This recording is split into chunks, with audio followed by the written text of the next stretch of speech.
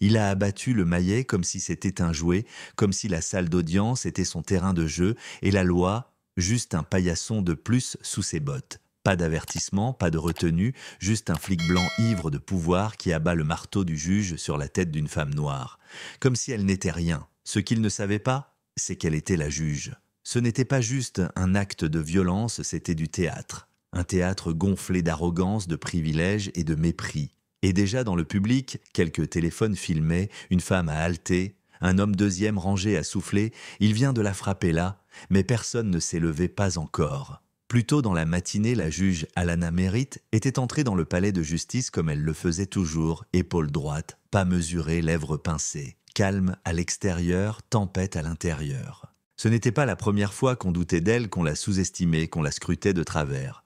Mais c'était la première fois qu'elle allait présider une audience disciplinaire contre un officier avec plus de plaintes à son nom que de médailles sur son uniforme. Et il ne le savait même pas. Juste devant la salle B12, l'agent Dean Rourke riait avec ses collègues, appuyé contre le mur comme s'il possédait l'endroit. L'un d'eux a lancé « On dirait que la femme de ménage est en avance ce matin », au passage d'Alana. Dean n'a rien dit, il a juste ricané, bras croisés, et ajouté « Qu'elle me nettoie bien le banc pendant qu'elle y est ». Elle n'a pas bronché, mais ses doigts, longs fins, se sont resserrés légèrement autour du dossier. Ce genre de force tranquille, celle qu'on forge quand parler coûte toujours plus cher que se taire. Mais pas aujourd'hui.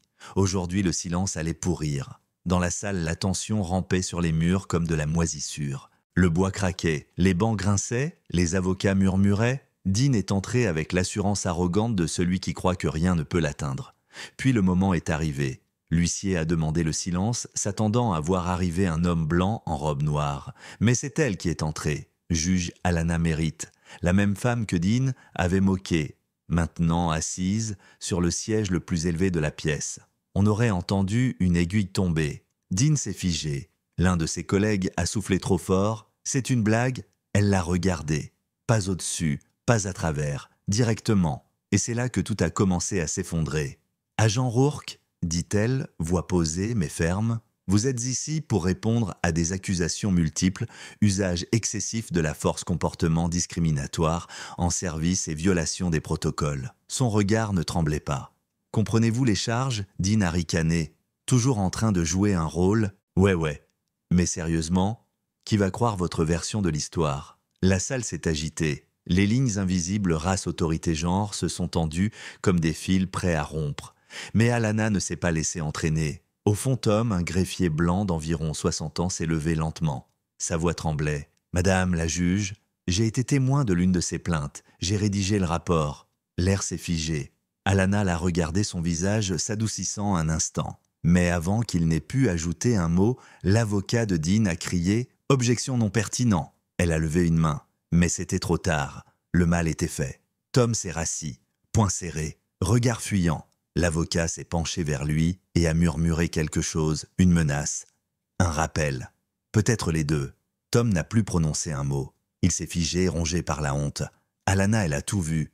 Pas seulement le silence, mais sa lourdeur. Ce silence-là n'était pas neutre.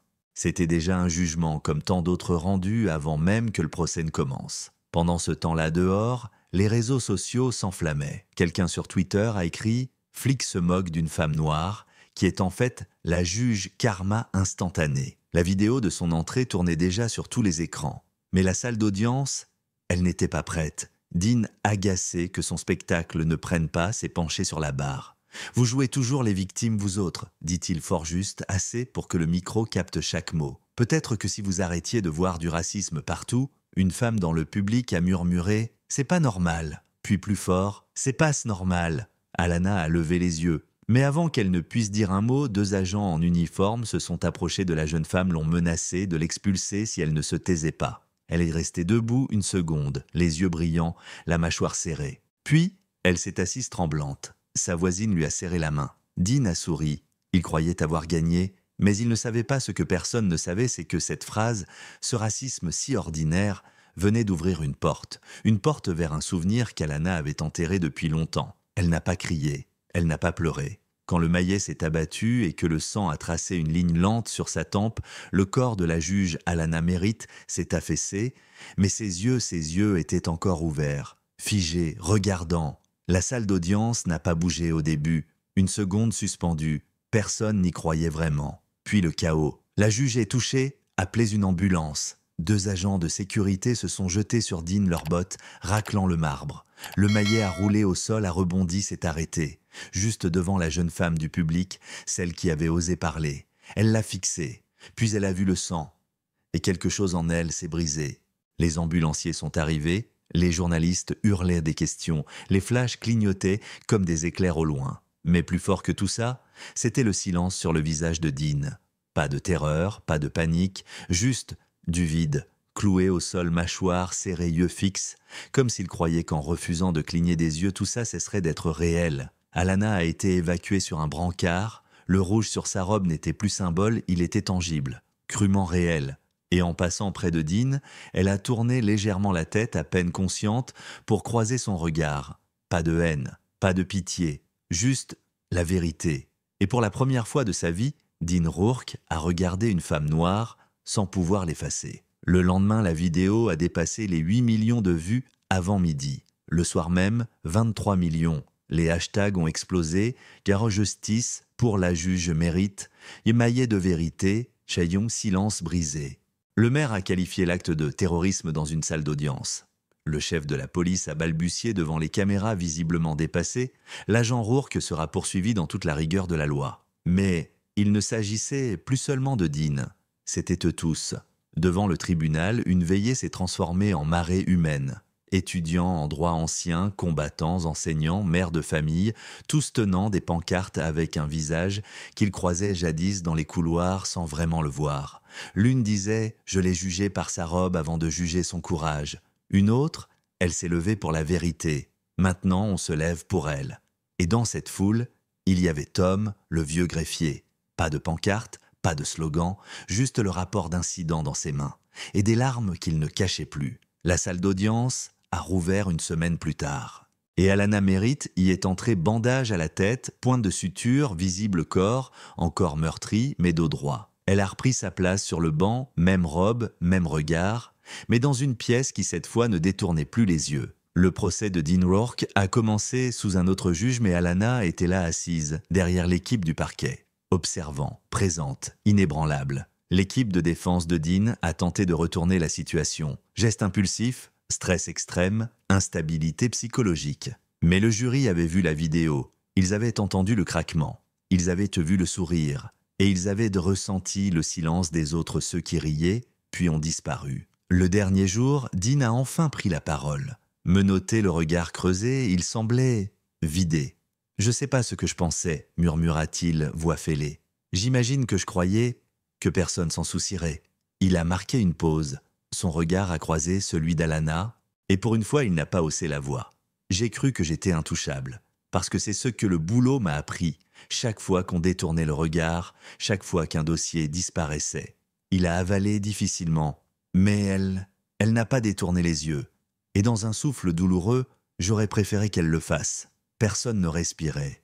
Alana n'a pas souri, elle n'a pas pleuré. Elle est restée là, les mains posées, respirant lentement, reprenant chaque souffle qu'on lui avait un jour volé. 3 heures plus tard, le verdict est tombé, coupable sur tous les chefs. La sentence 32 ans sans possibilité de libération conditionnelle. Mais ce n'était pas la fin. Dans les mois suivants, l'affaire de la juge Merritt a déclenché des enquêtes à l'échelle nationale, plus de 50 agents suspendus des lois, votés des écoles de droit intégrant son jugement dans leur programme. Mais plus fort que les lois, c'étaient les gens. Une génération entière qui avait vu ces 37 secondes, qui avait compris et qui avait décidé de marcher autrement. Un soir, Alana s'est arrêtée sur les marches du tribunal. Des lycéens rejouaient de son histoire. Une fille lui tenait un faux maillet en carton et disait « Plus jamais le silence ». Alana a souri discrètement et s'est retournée pour partir. Quelqu'un dans la foule a murmuré « C'est elle qui m'a donné envie de faire du droit ». Un autre a chuchoté « Je riais avec des types comme Dean avant. Aujourd'hui, je me demande combien de voix j'ai laissé tomber. » La caméra s'élargit. Une ville jadis muette, maintenant en éveil. Une femme jadis frappée, maintenant debout. Et pourtant, dans un bar à l'autre bout de la ville, quelqu'un grogne encore. Elle en a fait tout un drame. Un autre répond, elle a détruit la carrière d'un bon flic. Mais, dehors, un ado en sweat regarde la vidéo encore. Il appuie sur pause, recule et murmure « Non, elle a sauvé la mienne ». Et vous, qu'en pensez-vous? Était-ce la justice ou une vengeance? Dites-le nous dans les commentaires. Et si vous croyez en une vérité qui ne tremble pas, likez, partagez et abonnez-vous.